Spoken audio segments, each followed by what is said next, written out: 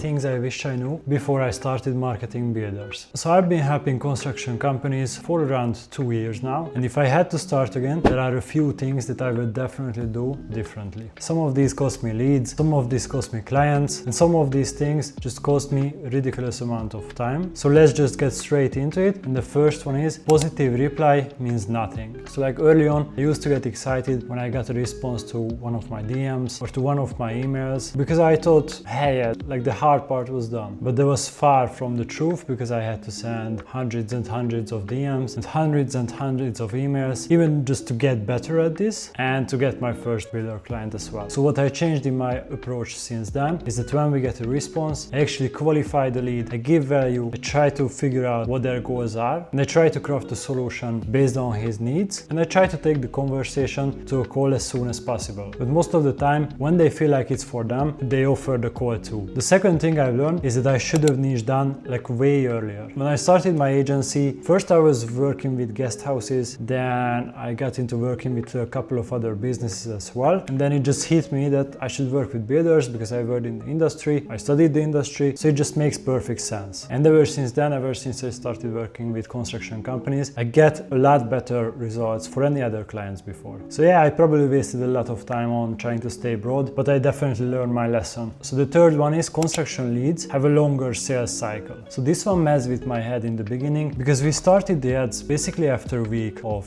starting with a client, and the leads started coming in really quickly. Like from start to day 10, we can get a few leads for basically any construction company. But they didn't turn into jobs immediately. And it took me a while to understand that this is normal because it's a huge decision for everyone. Like if you're planning a loft conversion, an extension, or a renovation, or like a new build, like it can take you months to actually decide which company you want to go to, and just in all around, like which one of these companies seem like the best choice. Because homeowners are waiting for a couple of other quotes, they think about finance, they talk to their partner, so it can take a while, and I just had to accept that we cannot always get the results we want in 2 or just 3 weeks. The fourth thing I learned, this is a big one, is the ad account or the ads are not always the thing that we need to fix. I learned this outside of construction. I had another client and the conversion on their website was pretty terrible, but I knew my ads were working because we got a lot of people there. We got these people there for like less than £1, which is considered pretty good, but still we realized that people were dropping off there and we had to try something different. Now I try to find the exact point where people disappear. Like whenever one of my clients complains about people not getting back to them after they sent out the quote, we help them with that part of the sales process. So it's always just about figuring out what doesn't work, and then we change that, wait for the data and see if it works now. And the fifth thing is more leads do not save a broken sales process. We ran lead gen ads for this decking company and a bunch of inquiries came in, a bunch of people interested in their service, but hardly any projects actually started. And then we figured out the issue was that they don't really follow up. When you send out the quote, you have to keep in touch, you have to call the homeowner, and you have to do this shamelessly because you don't know if they are just busy, they might be driving their kids to school, but if you don't follow up,